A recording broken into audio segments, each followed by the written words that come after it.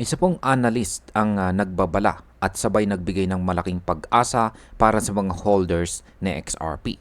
Ayon po sa kanya, si XRP ay nasa bingit ng isang matinding pagsabog ng presyo.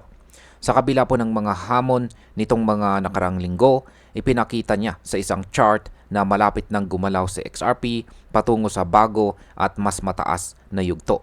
Ngayon ay titignan po natin kung bakit naniniwala ang analyst na ito sa si XRP ay handa na para sa isang malaking rally. Pero bago po tayo magpatuloy, ay pakibasa na lamang po muna ang disclaimer dito po sa ibaba ng ating screen. Yan, ano po ba ang kasalukuyang sitwasyon ni XRP? Sa mga nakarang linggo, hirap po sa XRP na makakuha ng momentum. Nananatili po siya sa paligid ng $2.8 na price level matapos po ang ilang serye ng market corrections.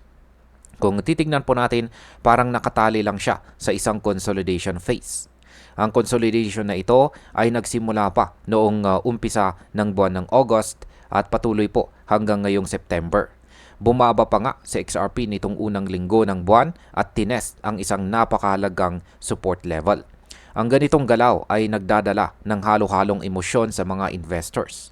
May kaba dahil parang mahina ang galaw, pero ayon po sa isang analyst, ito raw ay isang matibay na sinyales na malapit ng sumabog ang presyo ni XRP. Kung ang market ay patuloy na makita itong sa XRP na nagko-hold sa support level na ito, posible pong magbunga ito ng malakas na pag-angat sa presyo. Kaya yan, ang analyst pong tinutukoy dito ay walang iba kundi si Steph is Crypto. Yan, sabi niya rito, warning, your XRP is about to explode. At meron po siyang ibinahagi rito na isang weekly chart time frame ng XRP USDT trading pair. Mula po ito sa datos ng spot market ng Bybit. Ayan, sino nga ba? Ayan, ang nagbigay ng babala at anong chart ang kanyang ipinakita. Kaya yan po, si Steph is Crypto. Ayan, ipinakita niya dito ang isang pattern na malapit ng magbigay ng major breakout kay XRP. Sa kanyang chart ay malinaw po na makikita natin ang matagal na consolidation. At ayon sa kanya, ang consolidation na ito ay hindi isang dead end, kundi isang matibay na base. Kapag tama po ang kanyang basa, maaring makita natin ang isang matinding rally bago po matapos ang taong ito. Ang interesting po dito ay habang ang ibang analysts ay nakatingin sa mga negative factors tulad po ng whale sell-off, institutional liquidations at saka macroeconomic pressures mula sa US interest rates, si Ginong Steph ay mas tumitingin sa long-term structure. Kung tama po siya, ibig sabihin, hindi po hadlang ang mga bearish signals na ito. Bagkos ginagamit lang ni XRP ang pagkakataon para mag-ipon ng lakas bago sumabog ang kanyang presyo.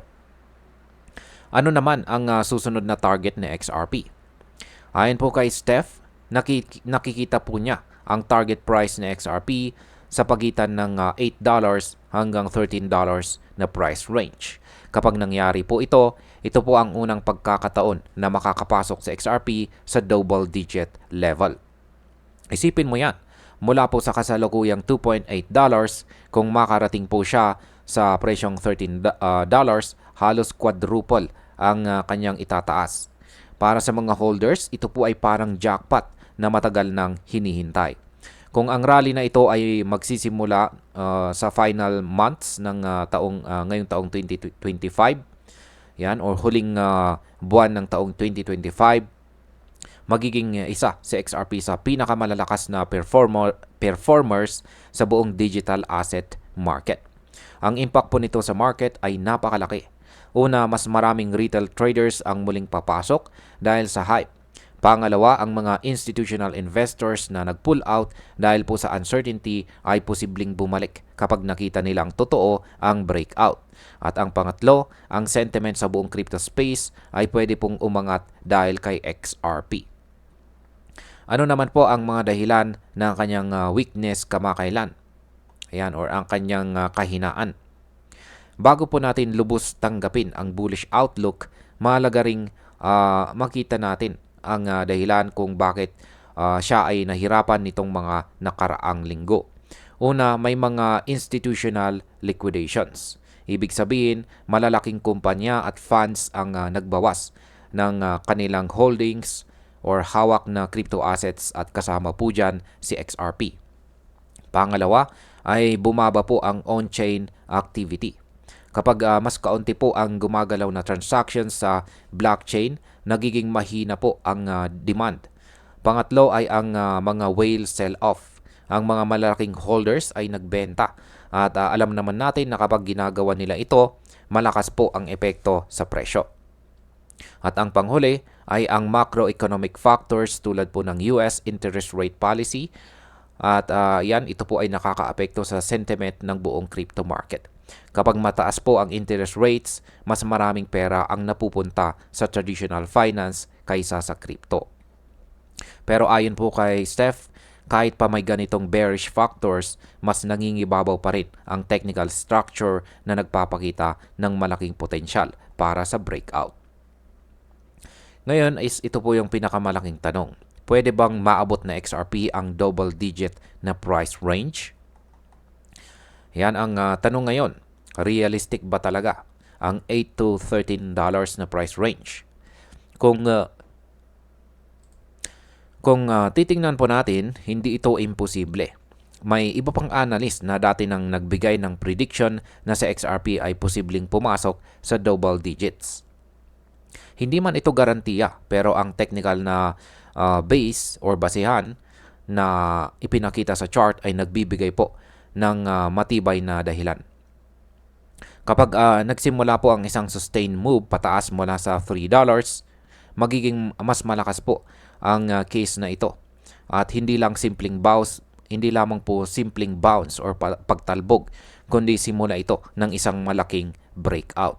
At kapag nangyari po yan, tataas po ang kumpiyansa ng mga investors.